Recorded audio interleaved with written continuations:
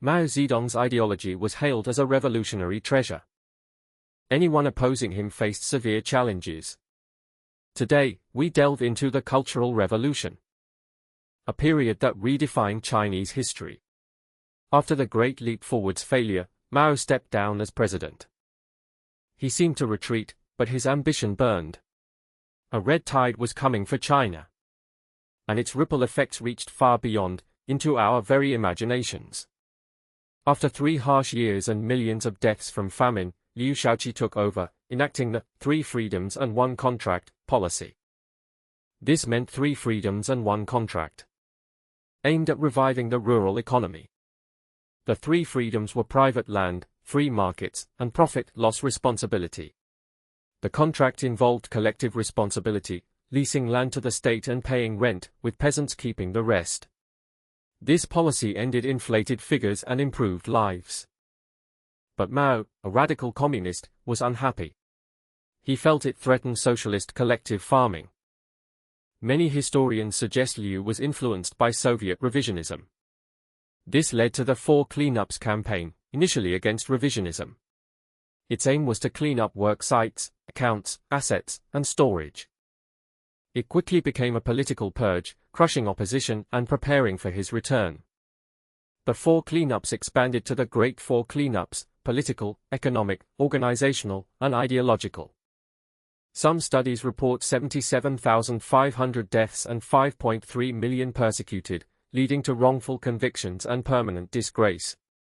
This movement also set the stage for Mao to oust Liu Shaoqi and consolidate supreme power before the Cultural Revolution. In 1965, the play, Hai Rui Dismissed from Office, was banned. It told of an honest official, Hai Rui, brave enough to challenge power and vindicate the innocent.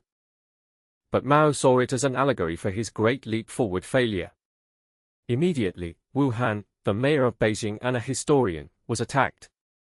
Wu Minvian, part of the Gang of Four, penned critiques, labeling Wu Han and historian Chen Ming as anti-party and anti-revolutionary. Some propaganda officials tried to defend Wu Han.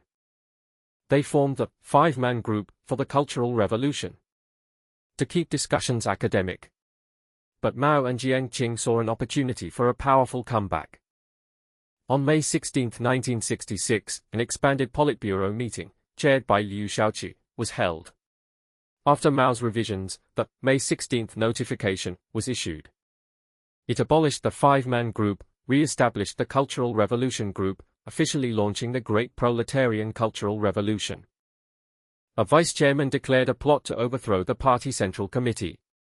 He stressed, "Chairman Mao is a genius, his words are our guide, worth more than ours." Anyone opposing Mao would face the wrath of the entire party and nation.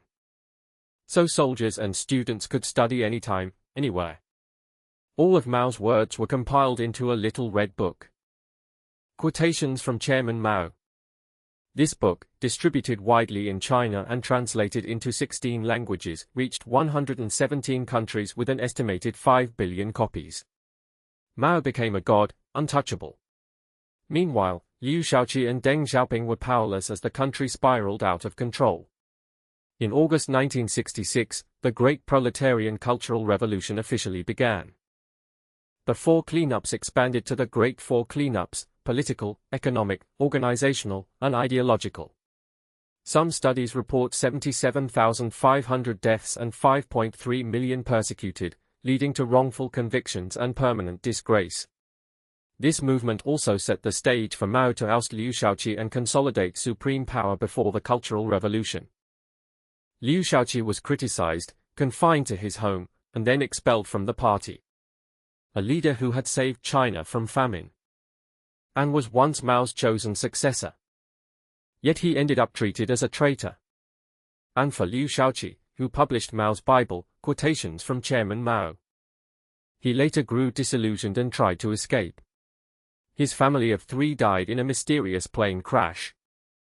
Thus, Chairman Mao, beloved by the people, remained standing, deified, and unchallengeable. Liu Shaoqi was criticized and confined to his home, then expelled from the party.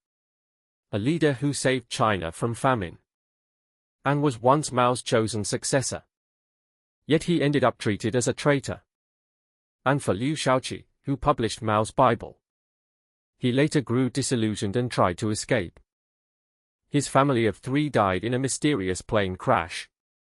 Thus, Chairman Mao, beloved by the people, remained standing, deified. He was our guide. As the great proletarian cultural revolution continued, the deification of Chairman Mao peaked under intense propaganda. A group of fervent youths dedicated their lives to safeguarding Mao Zedong fort and upholding proletarian rule. These were the Red Guards, the most extreme force. A decade of revolution that still sends shivers down the spine today. The movement spread nationwide. Around August 1966, the 4 olds were prominent: old ideas, old culture, old customs, old habits. The 5 black elements: landlords, rich peasants, counter-revolutionaries, bad elements, and rightists. Old traditions. All were deemed bad.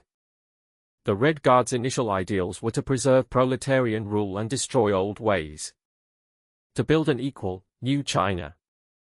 But due to class ignorance, intellectuals, historical sites, and temples were all condemned as feudal relics. The result: many scientists, doctors, and experts were killed. Intellectuals were sent to the countryside for re-education through labor. This caused a severe talent shortage and destruction of historical sites and art, leaving indelible cultural scars. Because the Cultural Revolution emphasized mass struggle, all criticism and rebellion were deemed legitimate. Students against teachers, children against parents, and personal conflicts were resolved by labeling them as anti-Maoist and against proletarian rule. Many became victims of state power. To settle personal scores, the Red Guards not only attacked the 5 blacks, but also killed their comrades.